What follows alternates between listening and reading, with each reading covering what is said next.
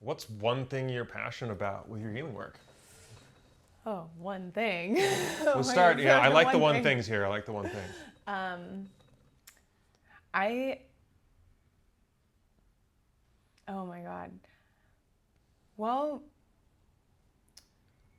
I think it's really cool that can take these really ancient practices from thousands and thousands of years ago, and like they still work today. Even as different as things are in our world, it really lights me up to like bring back these like super, yeah, they're just rich. And it's like every time I get to be in a session, it's like all the power of all the lineages of all the people from, I mean, acupuncture is practiced like literally everywhere, you know? I mean, yes, it's Chinese medicine, but it's so deep, and all that is like behind me in the moment, like in one, you know, each time I put a needle in, it's like, wow, that's a lot of power. It's a lot of mana, a lot of chi. And so that like lights me up, because it's like, oh yeah, this stuff still works. Like magic is still real. And like we use like plants and magic. Like if you had a problem, like back in the day, like, you know, without Western medicine, it was like, you better have magic and you better have some plants to help you out. So it's a good thing those things still work. So it's like magic to you, like To me, so it sounds like you kind of had this initial experience with acupuncture that like made you feel it's magical. You're like, this is more than just, you know, poking needles to someone. Like it's got some chutzpah. Mm-hmm. Yeah, it changed my life. It actually gave me my life back. And I don't know, like, I don't know where I'd be without it. So it's just like my offering back into like this bigger piece. You know, I think it's so interesting because there's so many layers of like how acupuncture and Chinese medicine came to me. One was like I always knew I was going to be in medicine, and that was like always my path as long as I can remember. And what was acceptable was like, okay, nursing school and do this, and then you can go and be, and I knew I wanted to, it transformed pretty quickly into wanting to be a midwife. So I was like, okay, go to nursing school, become a midwife. So, and then I found out like how incredible acupuncture is for women's health. And I was like, okay, well then this is the path then. And, but through my own life, the flavors of like mental health and like nervous system work, I dealt with extreme panic attacks and anxiety, depression, like of all the flavors of things that that people can experience. I went through some really dark places, and it was natural medicine and acupuncture that really propelled me out of a lot of grief and pain, and it still does. I mean, it saved my life. I don't know, and it's interesting. Like, yeah, there was always this like wanting to work with life at these like really crucial moments, and then like while I was in acupuncture school, I was like, I'll do hospice acupuncture. I'm like, okay, I'm only like just intense. But yeah, we'll see where the path takes me, but I just know that this is like my way of giving back to the practice that really shifted me out of some really intense pain. It's like shift you out of intense pain, made you feel free. That's like, yeah, that's beautiful. Free. Yeah.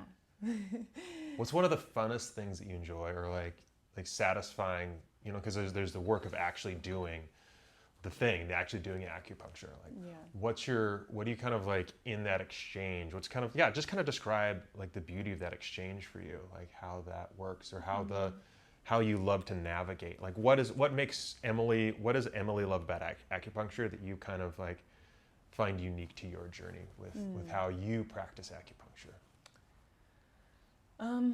I mean, I think the psychosomatics is like always the biggest. I always bring it back. I mean, yeah, of course, we can look at like all the fMRIs and see like all the neurochemicals and all the things changing in the brain and brain states and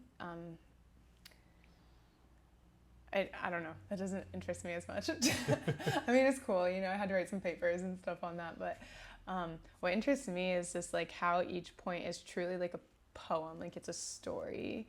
And it's like something the body knows.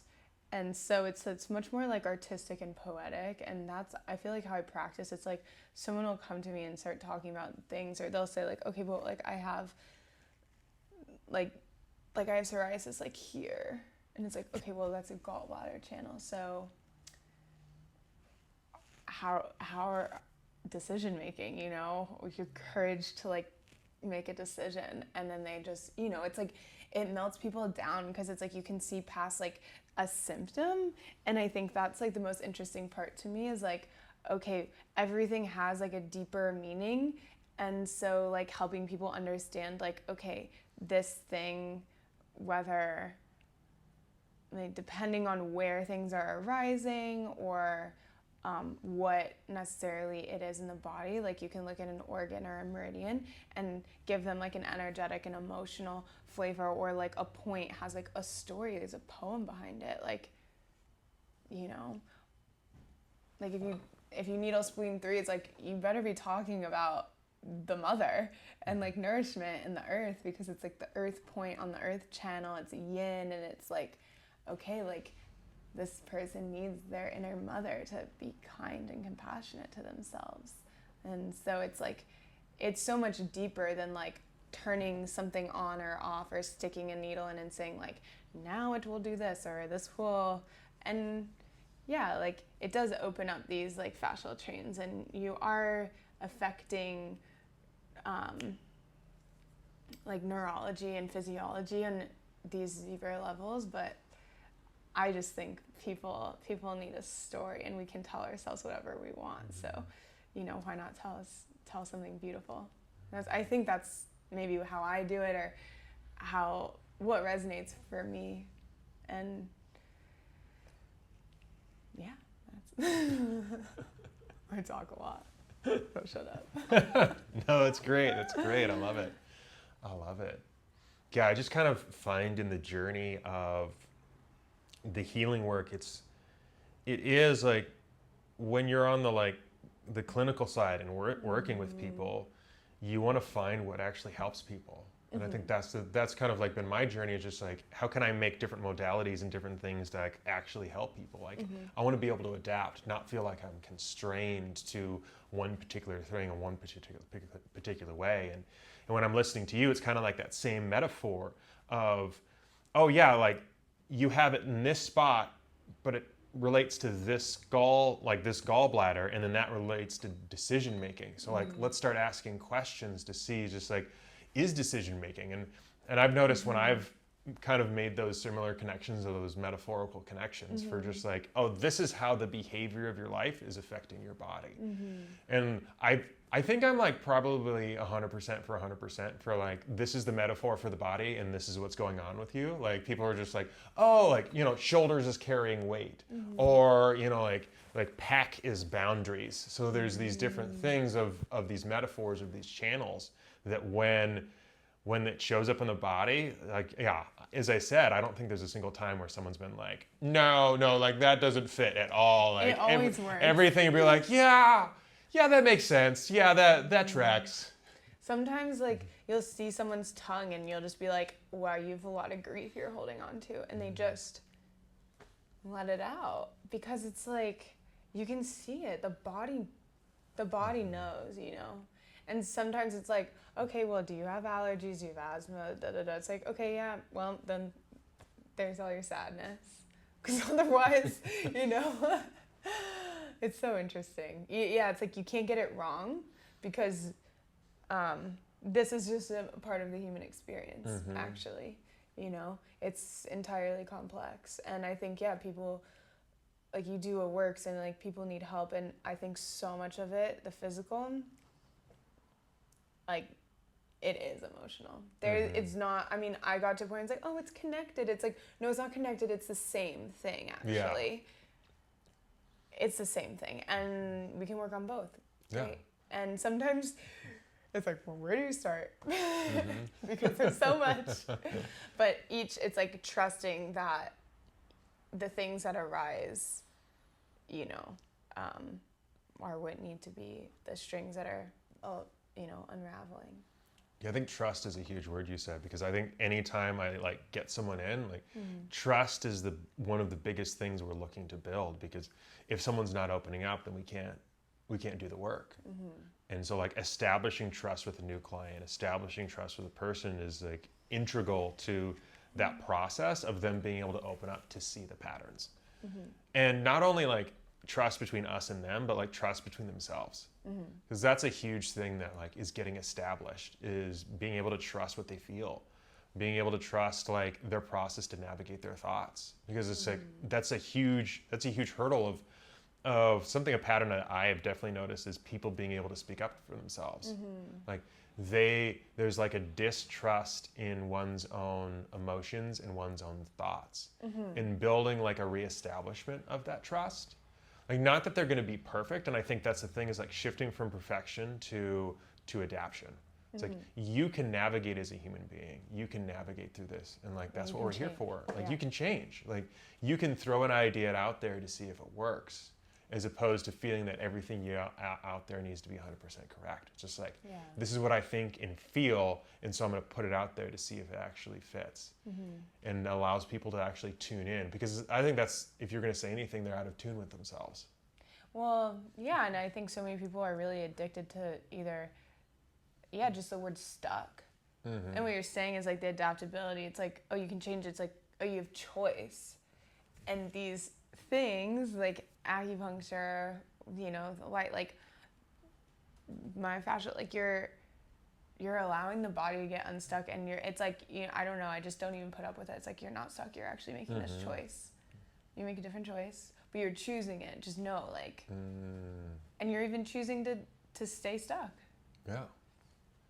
I mean, it sounds intense, but it's like, you know, I mean, I've been there, and it's okay, because it's like the compassion and the kindness of like, this is actually, then like I'm supposed to stay here then, like in that space of like if I feel stuck, it's like, okay, it's not that great of a feeling, right? People don't like to feel that, but then trusting, it's like, that's what you're supposed to feel right now, because it's going to teach you something.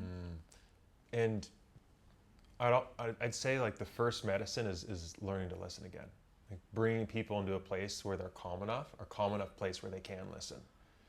This is like, you can't change a pattern if you don't really see it. Like, so I think a lot of people are stuck because they can't even hear. And so when they come to us or come to like some of these sessions, a big part of the medicine is simply like calm yourself down so you can hear yourself.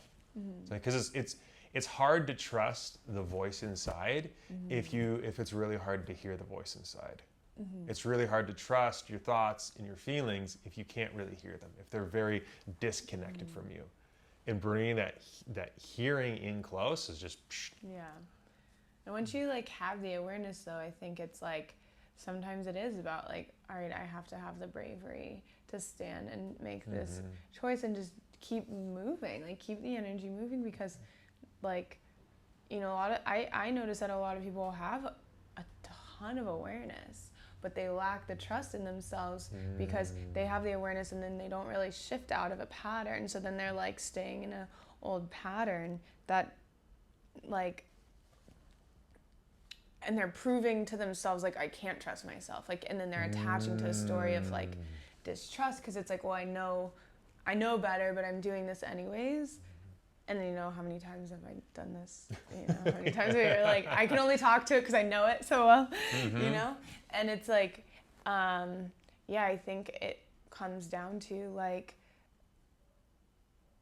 you know, like sometimes acupuncture to me, it works on these like really deep levels, and it'll shift the outer life, right? Like we're doing things like with the body, but it's not. It's definitely going to affect your life. Like your life might be different next week. you know? Yeah. It's like you're physically stuck, and therefore you're emotionally stuck. And so if you break the physical, then the emotional clears. And then reverse that as well. Like there's times I've been working on people in myofascial work, and it's just not releasing. And then we dive into the emotional a little bit, and then we have that conversation about the emotional, and then the tissue clears. Oh, yeah. And it's just like, oh, I'm working through this emotional issue, and then we clear the physical. Boom! You're like, oh, now that thing resolved, and I can resolve it. And then the flip flop, and I think that's the beauty. That's almost what the game is like, almost discovering where a person is most stuck. And then releasing that, and it helps release the other things. So it's like, oh, I released this thing, and now this thing is able to release much easier. Like I was working on someone, I did one myofascial session, and a bunch of memories were coming up. And then the second session, I was like, okay, we're switching away from myofascial, and then we did this hypnotic style memory reset session where they basically they were helping themselves dissolve those memories or dissolve the potency of those memories. And then we went back to myofascial, and the first myofascial session was a little bit intense because of so much was coming up. And then all the other myofascial sessions were just like, she's like, this was awesome. Like we got so much bigger results because we cleared that like emotional memory component that it allowed us to get back to the physical and get way more better results out of in the physical because we addressed that like very loud, bright, emotional thing that was speaking. Totally. Yeah. Well, it's like a good thing you got lots of tools in your toolkit. Help a lot of people, you know. You do too, my friend. Yeah, it's just like it'd be a good helper. It's like I think it's like I hope and pray like all of the incredible healers out there on this planet, especially on this island. It's like we just have to take the pressure off and just know it's like it's just about being a good helper, and you know, it's really simple because you know, you're into it, like, okay, this might not be working, like I'm listening, I'm hearing, I'm listening to the body, and then it's like, I trust the body, and I trust that these things are so powerful and they work, and yeah, I don't know, I just keep coming back to it. It's like, I'm just gonna be a good helper, so simple, and I know like along the way, I keep learning. I keep learning how to show up more clearly and get more tools in the toolkit. Yeah, for real there, you know. And it's awesome that you have these like different things because you're like, okay, we have to work on this first, you know, this isn't, you know, and it's kind of like Chinese medicine. That's where it gets really complicated and why you have to have all these years of education, because it's like, things are so complex and layered, and you can have 20 things going on with someone and you're like, well, what do I treat first? You know, like what is the root, what is the branch, and you know, and how am I going to get there, and like maybe this person isn't ready to work on this thing, or you know, and I need to do just other stuff, and just so keep the chi flowing, and keep the chi flowing. Yeah, it's just, I think you nailed it on the head. It's those different elements that you just, oh, if I pull on this gets pulled, and then it's starting to show that. And at times it's like doing two things at the same time. It's like, I'm gonna throw some cupping, and then I'm gonna talk to someone, and just start to layer these things together. So they're like, oh. And also at the same time having enough sessions, and I think that's why I like to do multiple sessions for all my type stuff, because you get so much better results when you take someone over the course of a number of sessions, because you build trust with your practitioner. Your practitioner gets to know your body better, like your patterns become more aware to both of you, and then the body, like you can literally feel the body learn to trust the touch.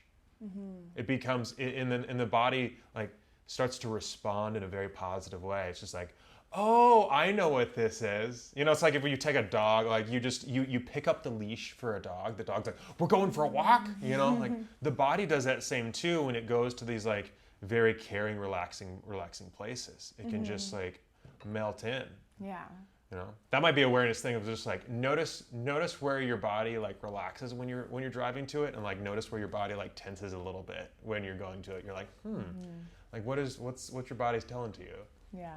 Oh yeah. She's always talking. She doesn't lie. She does not lie. It's very, yeah. We just get better at listening. That's the key.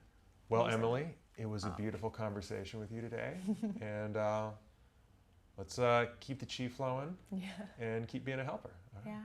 Thank Aloha. you. Aloha.